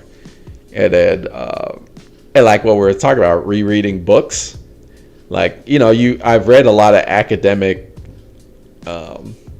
work on the idea of abolition, and there's a lot out there that explains, like, okay, this is how we should do it. We should do this, and this, and I share that with people, because people be like, that's impossible. Like, no, it's not actually. Like, here's some books you can read, and I'll summarize them for you. And people, their minds they'll be like, whoa, okay. And this is just like average people. It's like some people, there's rich people that come to my table, there's poor people that come to there's middle class people that come to my table, and we just have an informative discussion. And I've got people thinking about it, and some people have been like, I think you're right about this. That's what it takes. It takes people that really that really believes that change can happen to be like, I'm just going to talk to people. I'm just going to talk to people. And you kind of have to get off the internet too, right? Which is what I learned. You got to talk to people. And I've talked to people who are like upper middle class, or like up middle, people who they got Ferraris and they drive up, and then they get out of their car and they're like, what are you talking about?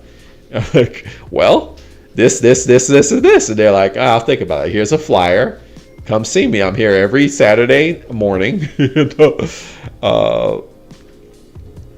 And I think that's how you do it.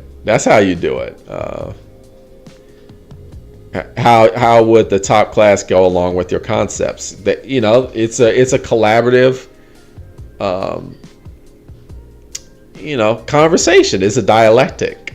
This is philosophy, right? So philosophy is the way, and that's one of the huge messages of this channel. Like, I think philosophy is the tool that we need to utilize. It's like an underutilized tool, like, because people just don't want to really think deeply about these things, like these horrible things that are happening. Everybody wants to think surface level, and the problem is you go try to talk deeply about things like socialism, and then you go on the internet, you just get bombarded with attacks, right? And you get Twitter flame wars and stuff. So you gotta go out in person and talk to people person to person, where there is going to be no internet anonymity and you see the humanity of a person, right? And then people will start to change their minds. But more people need to do that, right? So that's how you do it. And then Nadia says, I'm so impressed that you are able to do that. Do people ever really get really worked up? Yeah, people get worked up. Some people people sock you in the face. No, that's never happened to me. Because I respect people.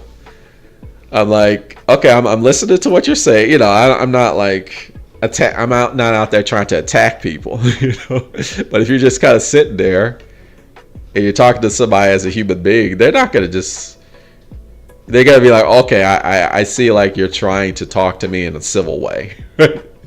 So at least you have that. Do you talk a lot about Trump supporters, right? Yeah, I mean, Memphis is full of a lot of those people. The American South is full of Trump supporters and right-wingers and centrists, absolutely, right? But, the thing is, so you're talking to somebody human to human, person to person, right?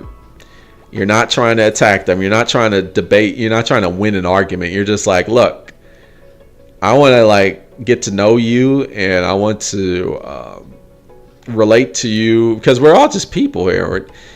And there's something that you start getting at this fundamental level where it's like, we both know this is wrong. Right? In America, our healthcare system is horrible in terms of the expenses. And everybody can agree that that's bad, right? Even a Trump supporter will be like, yeah, it's pretty fun, because a lot of Trump supporters are dealing with that, right? They got $10,000, $100,000 bills in healthcare, which is that's absolutely absurd, right? And so if you just sit down and talk to them about it, it's they're like, well, it's Biden's fault. It's really? Is it really Biden's fault? And I mean, there's something more systemic happening, right? So you talk about these things and they realize oh, this guy actually cares about healthcare. He's not a cheerleader for one side or the other, right? And then you start breaking ground, with people. That's kind of the key. We got to stop seeing people as you're on this side, so I'm not gonna. You're a lost cause. Is well, we're all human, right? And we all need healthcare or whatever. So I guess you had to really convey the idea to upper class, the ones with all the power that patriarchy affects them too, and do that society that is good for everybody is good for them too. Yeah. And I have conversations like that. For example, I mean, a common thing is, it's I mean, absolutely, women really are the main sufferers of patriarchy, absolutely. But men suffer too, right? Men suffer in the way that men don't cry. Men have to be the dominators. Men are violence. Men are naturally violent. So all these expectations are put on men, and it's traumatizing, right? And so what happens is a negative thing that happens with that is you start having these men right groups or these incel groups. It's oh no, we're suffering, but you gotta. And so what I do is you gotta explain no, actually this is what feminism is saying, that, right? And they're I don't believe you. Well, here's Feminism is for Everybody by Bell Hooks. And she is literally saying this. She is literally saying that our patriarchy hurts men, right? You don't need men's rights group. Feminists are saying this, right? And you show it to them, and they're oh. See, that's why it's important to read. But philosophy is important, because it's you can hit them with that, and they'll be oh, I didn't know that, right? And if you're talking to them person to person instead of on the internet trying to attack them, and you're I'm not trying to debate you or one up you, I'm just trying to reach a common ground here. Yes, I agree. It hurts us both. So that's what feminism is saying. They're onto something here, right? So yeah, that's how you do it. Yeah, patriarchy also affects them. Do you get offended by people's views? Not really. I don't some, when people are saying when somebody says I just don't agree with transgender identity or something like that, which is pretty offensive, right? Particularly because I have a trans daughter. But for me, it's oh, you don't understand. You don't understand, right? So I have to for me, it's I just have to explain this to you. I don't really get offended. Do you encounter people who are too stubborn to let go of their beliefs? I have had people who have stormed off, but because the other thing is, you gotta understand, like these conversations like these, they're not like one and done, right? They take a long time, like several encounters. Like, I've changed people's minds, but it's taken like a year. So what you do, you gotta be consistent. So when I do the tabling, I'll table at the same spot regularly.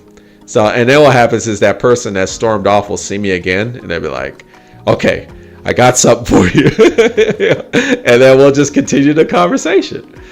And so, but for me, it's like when they come back, I'm not like, well, F you, man. I'm like, hey, what's up, buddy? How's it going?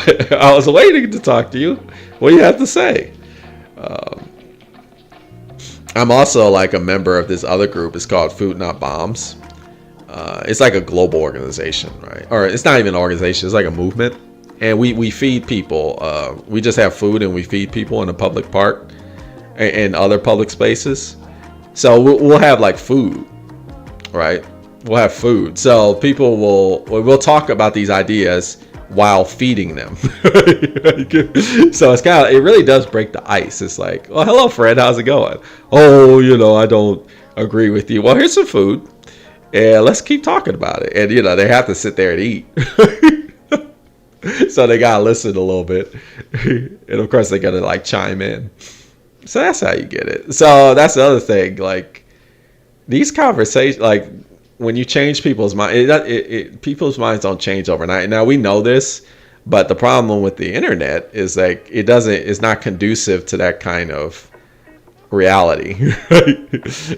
Twitter, or X, I guess it's called now, for as one social media platform, is it operates with this idea like one tweet can change like, no, it doesn't work like that, right? You need like lots and lots of time and lots of back and forth to like really get to the understanding of how people think the way they do, right?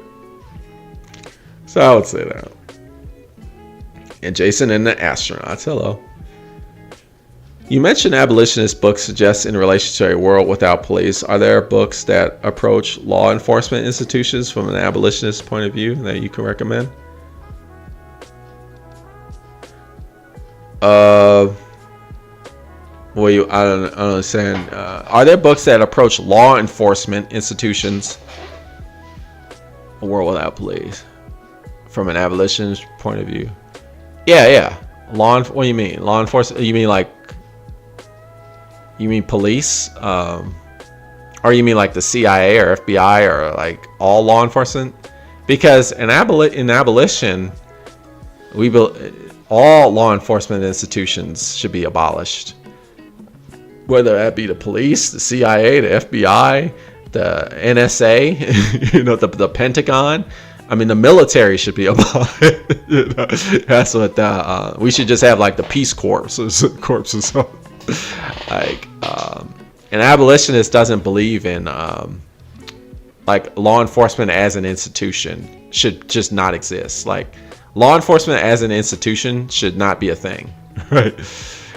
But then, so how do you keep order? Well, there's other ways you could do it, right? Which the books talk about, like restorative justice and transformative justice, as opposed to punitive justice, right? And there's several books. I have a whole playlist about abolition books. Check it out on my YouTube channel. Nadia says, do you find people come back to speak with your further over the week? Yes. It's funny because that's just the nature of people, right? People will come back if they see you again. If you just stay in the same spot consistently, they'll come back, because that's just, people are just like that, I guess. Particularly if you have food and drink, right? They'll come back. Do you believe borders should be abolished? Yeah, probably. Yeah, I guess you could go to the anarchist point of view. I don't think I would call myself an anarchist, but the no state, the concept of no state, yeah, that makes sense to me. So yeah, I think borders are kind of like ultimately not good. And really, like, borders have to do with like states. That's how states differentiate themselves. So, like, should we eliminate states? Yeah, probably. I'd be down for that. I really want to see some of these ideas implemented. Do you think socialism will happen in my lifetime? Absolutely. Hell no. That's too bad, but no, not in my lifetime. It's too bad, really. But there's just no way. Capitalism is so steeped in our society. If it does go away, it's going to take many future generations for that to go away, which is too bad. But I would like to think that I'm part of. I'm part of the wave that finally implements socialism, like, on a way that's meaningful, right? Not like that socialist Democrat stuff or like democratic socialism or whatever it's called, like the Bernie Sanders, Alexandria Ocasio-Cortez type of that. That's kind of a shell of what socialism should be. But like real social, like free healthcare, free education, free housing, like that's not going to happen in my lifetime. It's too bad. But yeah, hopefully I'm going to be part of that. That wave that makes that happen. So you set up a table every Saturday morning at the same park. Yeah. So currently it's every first and third Saturday of the month at a park. Yep, it's true. Do you think AOC and Bernie's ideas of democratic social is a good first step, though, for a society who is so anti-communist? No, I think they should go farther, but the problem, they can't go farther because they're politicians. And that's kind of, that's the thing. When you're a politician, like, if you start if you start talking about real socialism, they'll just take your ass out, right? That's why I feel like that kind of politics, like when you become a politician, you can't really start getting into the realm of, at least not in America. You'll just get taken out. Like, you won't survive. Like, you won't get funded. You won't get the votes, which is, because it's sad. So if you want to talk about real socialism, I feel like you can't be a politician because you can't really survive in that world. And talk about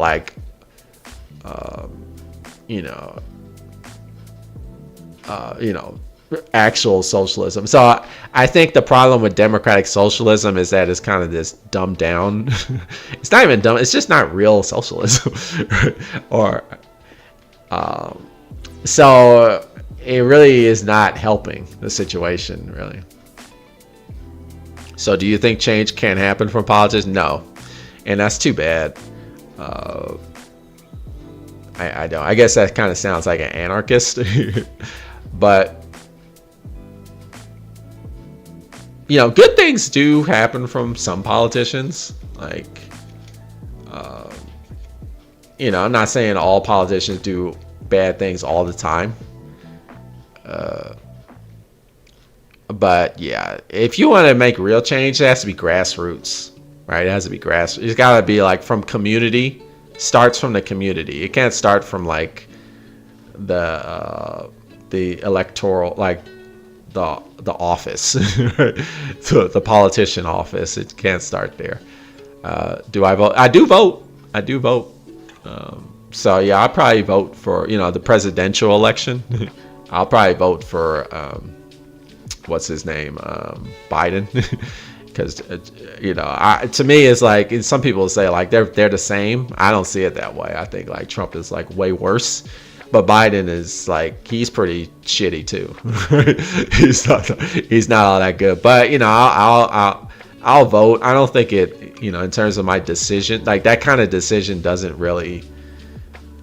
And plus, I live in Tennessee, where like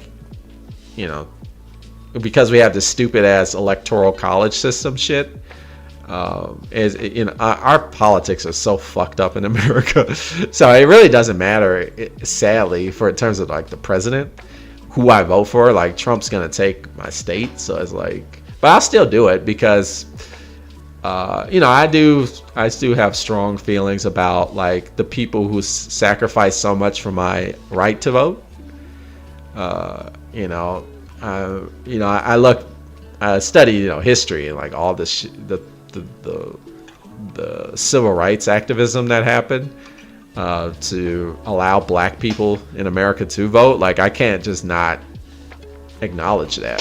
So that for that alone, I vote. Did you vote in the DNC, the Democratic National Convention? Is that what that is? I vote every election. I vote every election that even the small like municipal elections, the city council, I vote. Every election I do that. So I exercise my right to vote. Absolutely. I just don't feel like, I do that knowing like it's not really where change is going to happen, but I still do it. I don't feel like I'm like contributing to the system in a way that's like negative. I don't feel that way. I don't feel like I'm just perpetuating the system. When I vote, I don't feel that way. I feel like everybody should vote. I do feel that way.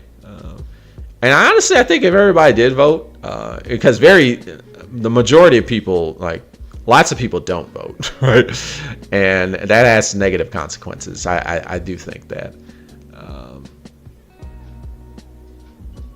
I think if everybody who could vote did, I think we would see better results from our politicians. But lots of people have just kind of given up hope on our politicians, and I can't really blame them because they haven't really delivered. Really, just wondering if you vote for the leader of the Democratic Party. I don't know. I don't really pay attention to that shit. I do vote. I do vote, and I look at who's on the ballot, and I just pick the lesser of the evils, honestly. But like, the Democratic Party is so flawed and so like fucked up. It's like they don't really have my respect, but they're better than the Republican Party, which is not saying much because the bar is so damn low already. So that's kind of meaningless to say that. Oh, you're better than Republicans. It's like that means nothing because they're just so low. What they do. If everyone didn't vote, on the other hand, that could be a good rebellion. Well, it depends. Like, they would need to do something other than not vote, right? If people were like, I'm just not going to vote, then what's going to happen is we might have like, okay, I'll just, we'll have an authoritarian or a king or something be like, okay, well, I'm just going to take charge. Since you're not voting, I'm just going to take charge. Yeah, there needs to be like, see, that's kind of the issue is people see this thing that we do voting, and it's like they think like that's the only way to participate in like politics, which is like not at all. And people feel like, oh, I'm not going to vote, and so I've made a difference. It's like, no. Yeah, it really does depend. Like, there needs to be a follow-up to not voting, because if, let's say, if nobody just didn't vote and that was it, that would be very bad, I think, because then what would happen is, oh, I guess we'll just let the elite class like choose for us or something. Right? What you don't want to do is like disengage from politics altogether. That would be very bad, right? Because then you just have like a monarchy situation going on, or like in a elite class just calling all the shots. Right? Like in my opinion, Bernie was a better choice than Hillary Biden.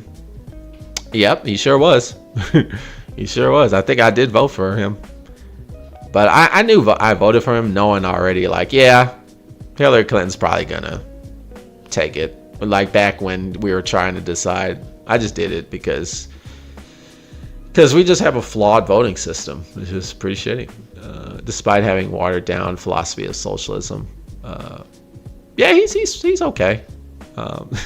Bernie's cool.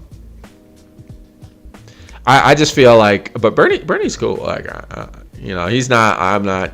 But I feel like a lot of stuff that he would want to do, he probably couldn't do just because of the whole system of the American political system.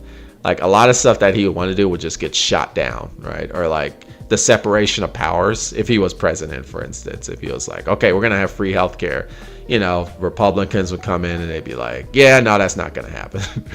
It's such and such, which is what's happening now, right? So that's the thing. Any thoughts on Cornel West's run for presidency? That's cool. Like, I think he has no chance. I just feel like the president is just not. The president, you know, as a position, is just not a way. That's not how we're gonna. You know, if Cornel West was president, the problem is like things would still be bad because there's only so much you can do as president of the United States, and that has to do with just the system. It's just so rigged against people power. Like you know, I mean, there's a lot of things you want to do, but you just can't, right? Because the entire system is fucked. Right? So he'll be like, I want to do this, this, and this, and this, and then like the Supreme Court will be like, yeah, no, you're not doing that. Like, or the, you know, the Republican-led Senate will be like, no, you're not doing that. Right? And then you know he'd have to like capitulate to some things, or they'd like he'd have powers taken away from him and shit like that. Yeah. Where do you get your news from? I actually listen to NPR. And that's where I get my news mostly. NPR, baby. Maybe a live hangout about news would be interesting. Yeah, maybe. I'll bring that down. I'll put that in. How do you think we can fix the political system? It's gotta like, we gotta stop relying on politics, on our political systems. Like they're long gone. Like, and it's really sad to say that, but Democrats are not gonna like save us. And this is just United States of America. I don't know how it is in Canada. I'm pretty sure it's pretty similar. Whatever parties you guys got in Canada, is like these parties are not in our interests. They're not. They don't care about like the public. All they care about is like their power. And it's, you know, I wish I could see counterexamples, but time and time again, I don't. So it's not even about fixing our political system. It's just saying like, look, we got to take this into our own hands. The public needs to take this into our own hands. So we got to become activists. Right? And we got to like talk to people, be like, you don't need to, like, let's stop putting our hope into these people who we know aren't going to make a difference. And they'll be like, well, they have all the power. Like, yeah, because we allow them that. We don't have to allow them that. We can take matters into our own hands. Right. We can say like, your power is illegitimate. And just be grassroots about it. They could control the laws. Though, how do we stop it? Really? But do they? I mean, it's a complicated system here in America. Like, the legislative branch here in America is what writes the laws. Like, the president of the United States doesn't control the law, right? The laws are introduced by bills. Well, I don't. It's, again, like, I don't know how Canada is, but here, you know, in the United States, you know, laws are made by people, right? And then the people introduce the bills to the legislature. Now the legislature, like the city officials and like the representatives and the senators, they write the laws. But we could go in there as the people, and say like, yeah, this law is not reflective of who we are. All right, you know, we can go to like City Hall and just protests and be like, and not like try and sway their opinion and lobby and say like, well, if I don't, if you don't pass this law, we're not going to vote for you again, or like whatever. It's like they don't hear that. You could just, all of us as people, as the public, can go up to those city councils or the Capitol buildings and be like, yeah, this law that you wrote, this is not what we want. And we have a right to do that because the politicians serve us. We don't serve them, right? I mean, that's like democracy, right? Now you could say like, well, they'll get, the police will come, which is why I say abolish police, but they'll get like law enforcement. But if enough people stay up and be like, hey, you know what, this is not what we want, period, right? We can stand up to these people. It just has to be more people, but it starts in the mind. Right? You got to like tell people, because a lot of people don't know that. They don't know they can just be like, you could just like say, hey, as a people, we can come together. And you can do that in a non-violent way too. You don't have to be aggressive. You don't have to be like the January 6th insurrection type of shit where they came up with nooses. Like, you don't have to go that route. You could just not have a noose and be like whatever law you think, like the abortion thing for here in America, where abortion, they overturned Roe. We as a people could come up and be like, yeah, we know you overturned that decision, but we don't agree with that. And if enough people were to be like that, they'd be like, oh shit, okay, we need to change, right? Because they, the idea is that they serve us, right? But how do you do that? Because a lot of people still believe that the overturning Roe versus Wade was a good thing. So you have to be in the street and talking to people who believe that that's a good thing and say, that wasn't a good thing. And you got to like talk to these people and say like, well, here's why. And this is why this actually hurts you, right? And I know you feel this way. Maybe you think the Bible says it, but the Bible actually doesn't say anything about abortion being, and I can tell you these things. And then you could start swaying people's minds that way.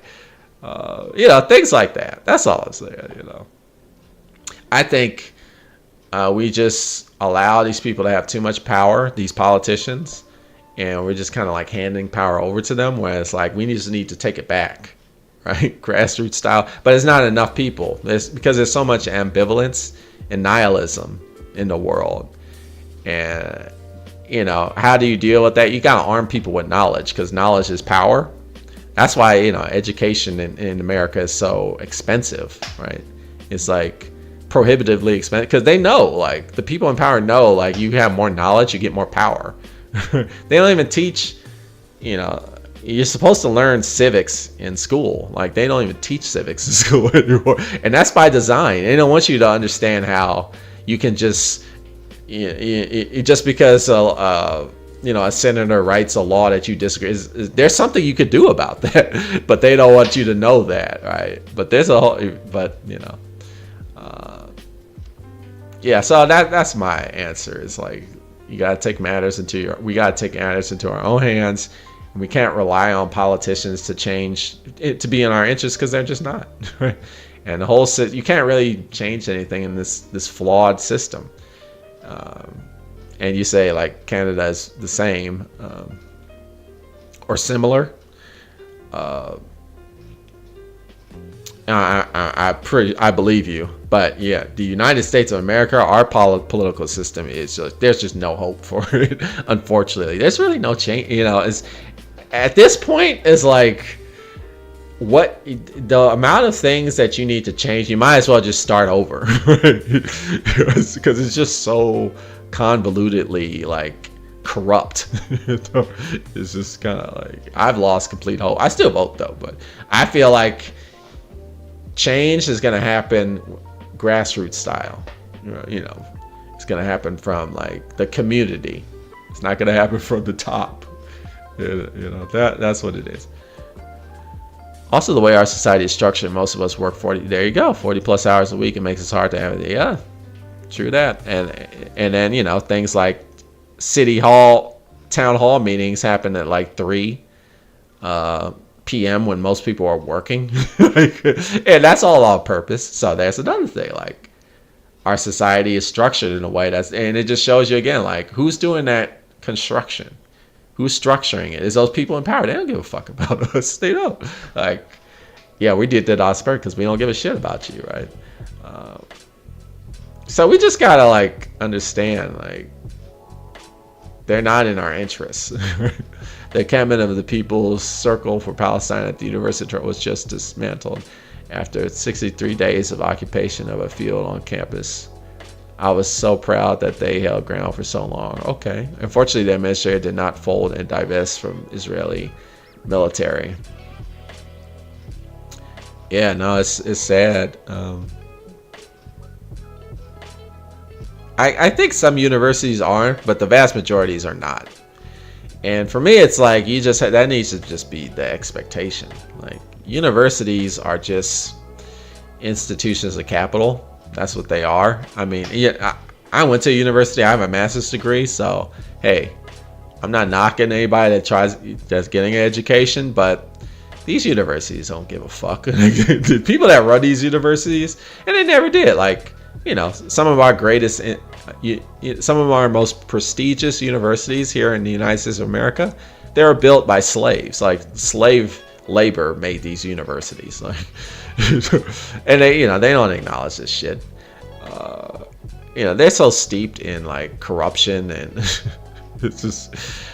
So what do we do, right?